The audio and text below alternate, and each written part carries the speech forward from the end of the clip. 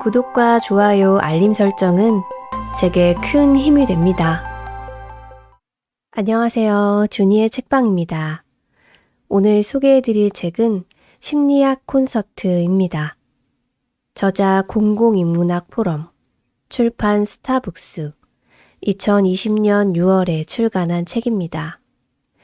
이 책은 마음의 탄생부터 상황별 속마음을 파악하고 이에 대한 심리의 기술들을 알 수 있도록 마음의 법칙들을 단계별로 정리하였습니다.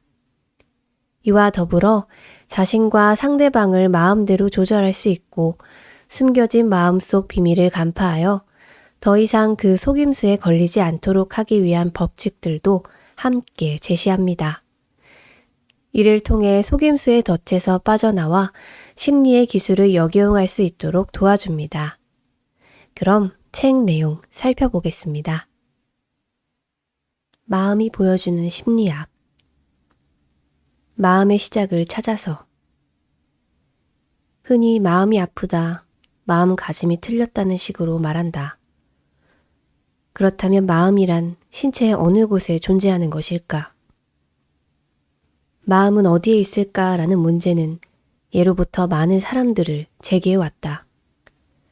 옛날 사람들은 마음을 마치 손으로 만질 수 있는 실체적인 것으로 이해하고 있었다. 학문을 연구하는 사람들은 마음은 뇌와 밀접한 관계가 있다고 말한다.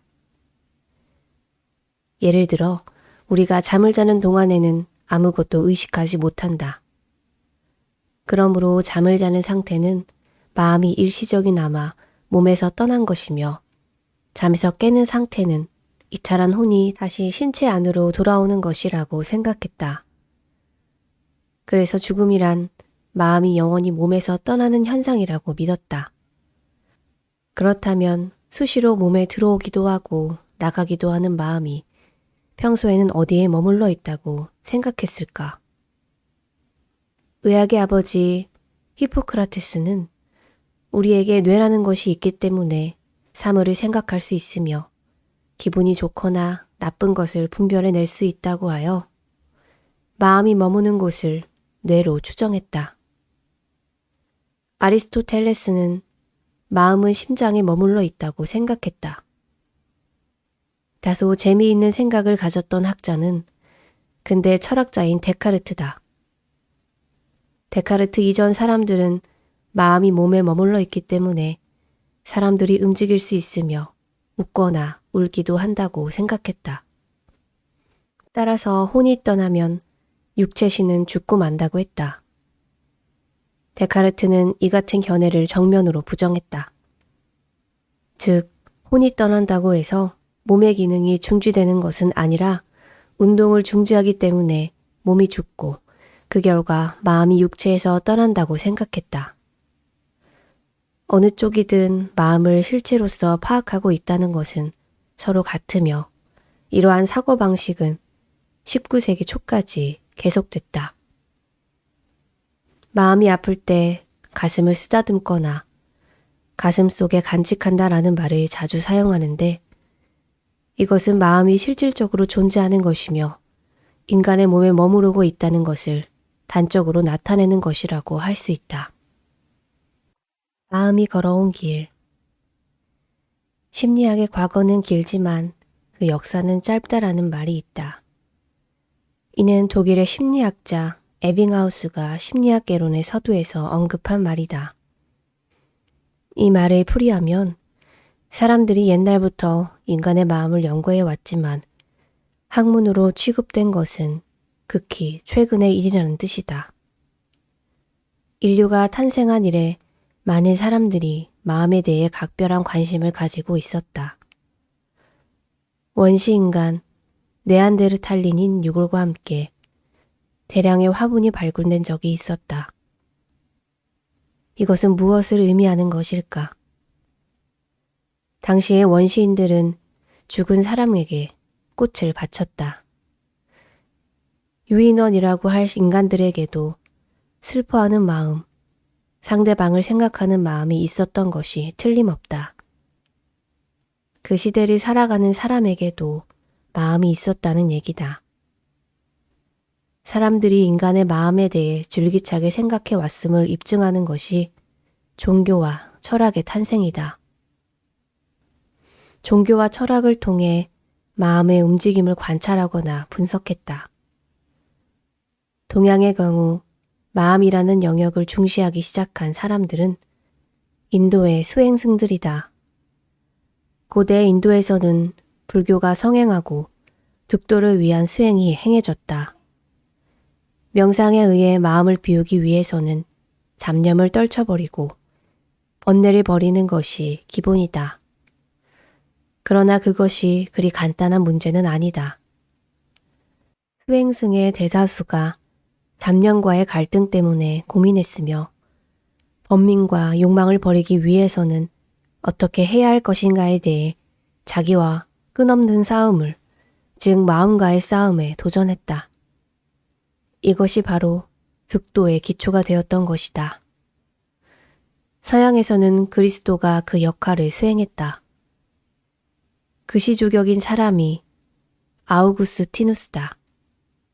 그는 로마 말기의 종교인으로 초기 그리스도 교회 최대의 사상가로서 교부 철학을 집대성했다. 그는 과거는 기억, 미래는 기대라고 생각했다.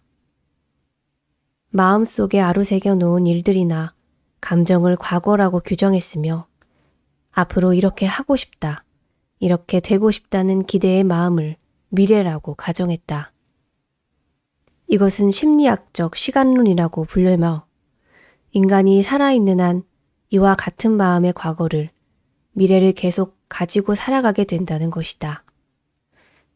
이 사상이 신학자로부터 철학자에게 전달되어 마침내 심리학적 사상으로 발전했다. 철학자들이 생각한 마음이란 인간의 마음을 이론적으로 추구하기 시작한 사람은 고대 그리스의 철학자 아리스토텔레스다. 아리스토텔레스는 영혼론이라는 책에서 감각, 기억과 상기, 수면과 각성, 꿈 등 현대 심리학에서 다루고 있는 주제를 그 시대에도 언급하고 있었다. 지금부터 약 2400년 전의 일이다. 근대에 와서는 철학의 아버지라 불리는 프랑스의 철학자 데카르트가 인간의 마음에 대해 그의 생각을 피력했다. 그것은 우리에게 잘 알려진 나는 생각한다, 고로 나는 존재한다는 말로 집약된다. 데카르트는 인간은 태어날 때부터 관념을 가지고 태어난다고 생각했다.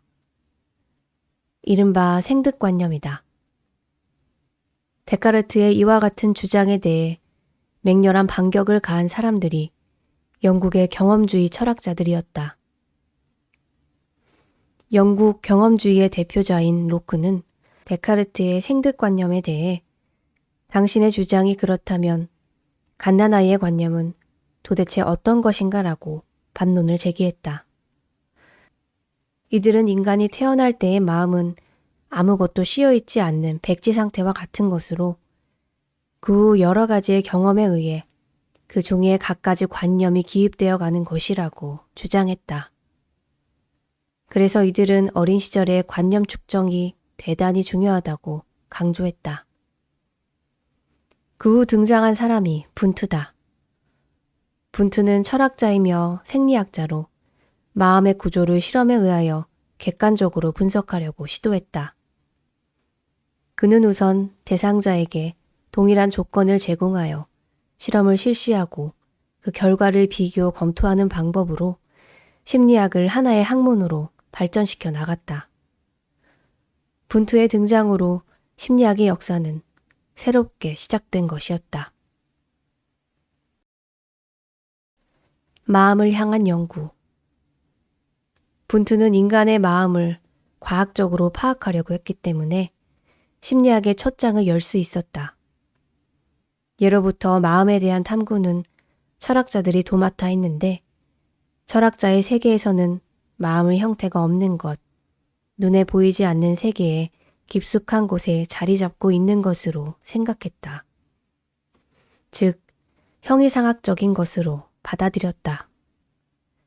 이에 반해 심리학은 마음을 과학적인 측면에서 탐구하는 것이었다. 심리학을 과학으로 성립시키기 위해서는 연구 결과가 일정한 조건에서 재현되거나 누구라도 경험할 수 있어야 한다.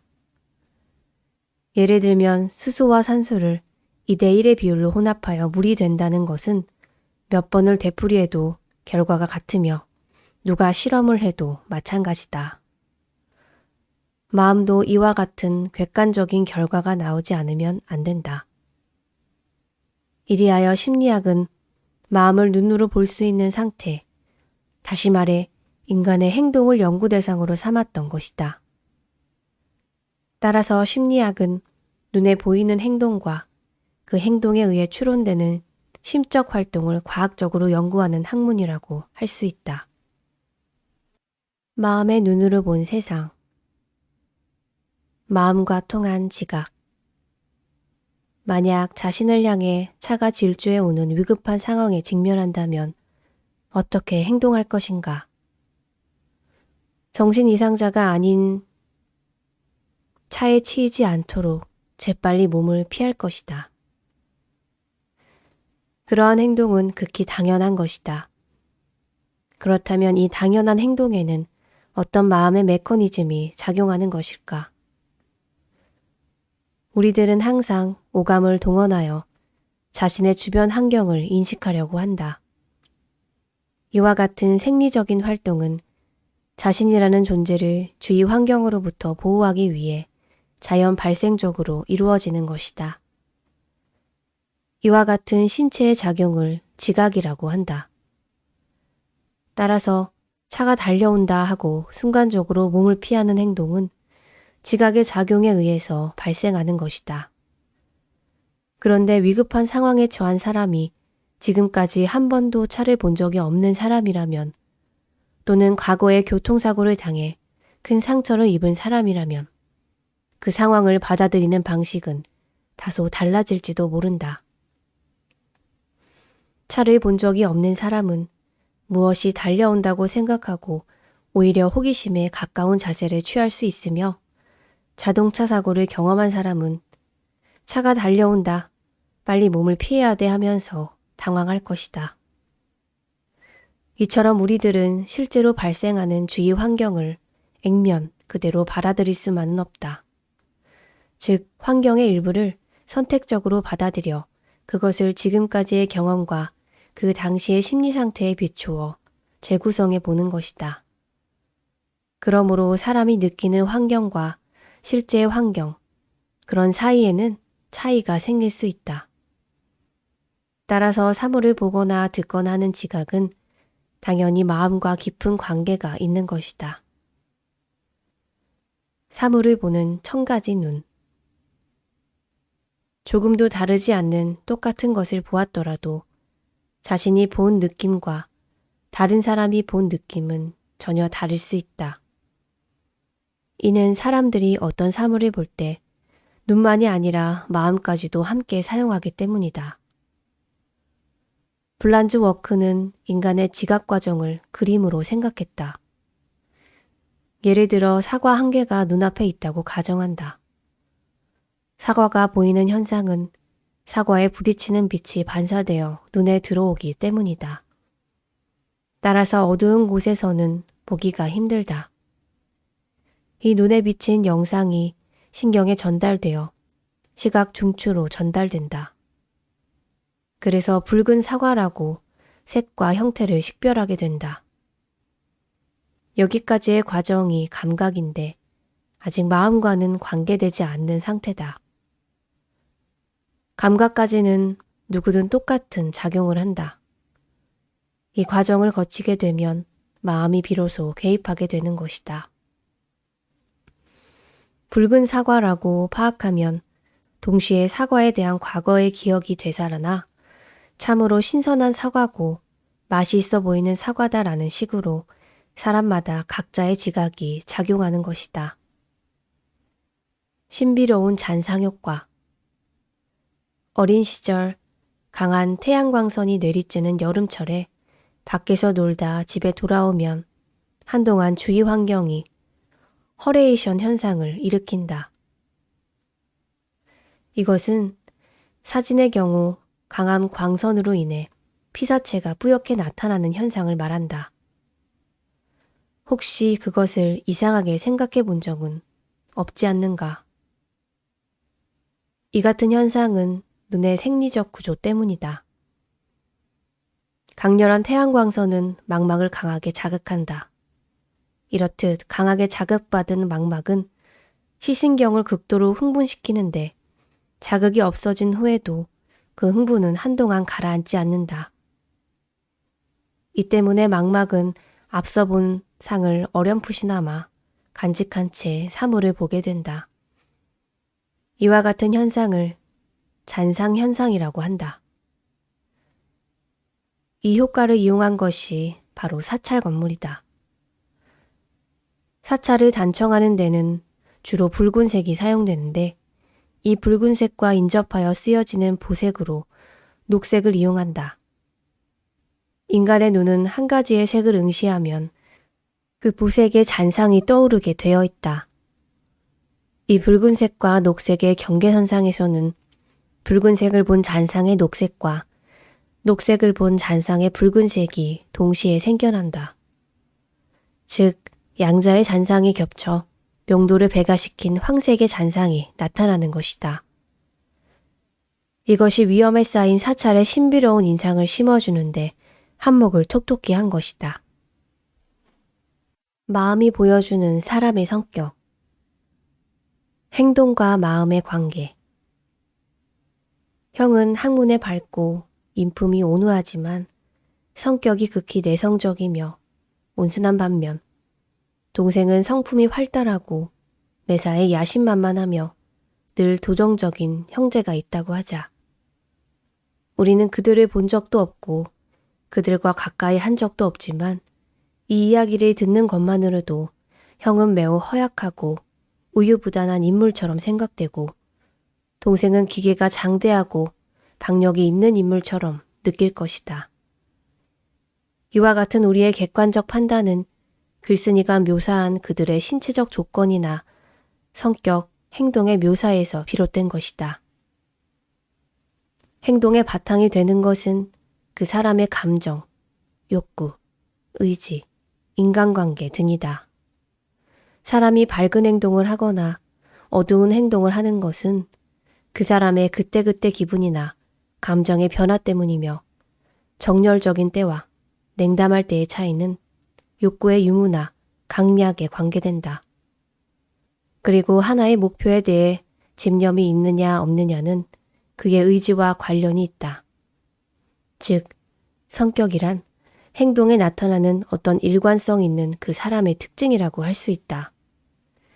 심리학에서는 감정과 욕구, 지각의 구조, 사람의 행동을 부분적으로 연구하는 경우가 많지만 성격은 신체적인 것과 심리적인 것을 모두 포함한 인간의 전체적인 것을 바탕으로 연구한다. 성격의 형성 과정. 성격은 크레치머의 체형별 유형론이나 융의 외향성, 내향성 이론에 의해 어느 정도 구분할 수 있는지만 실제로 사람들의 성격은 각약각색이다. 그렇다면 성격은 어떻게 만들어지는 것인가?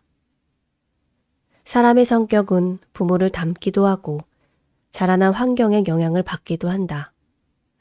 성격 형성에 대한 연구는 아직까지 결론을 내리지 못하고 이것이 현실이다.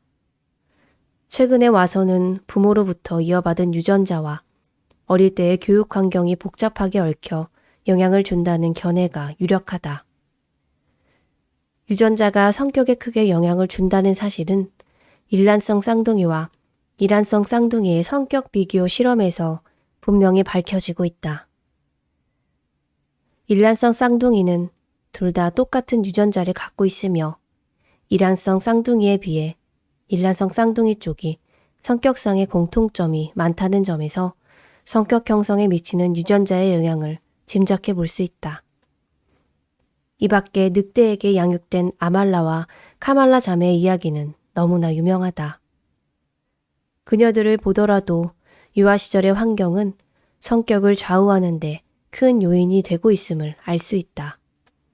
특히 부모의 육아 방법, 양육 태도, 교육 수준, 가족 구성, 가족의 경제 상태, 가족의 사회적 지위, 인간관계, 거주지의 환경, 문화 등이 성격 형성에 크게 영향을 주는 요인이 된다.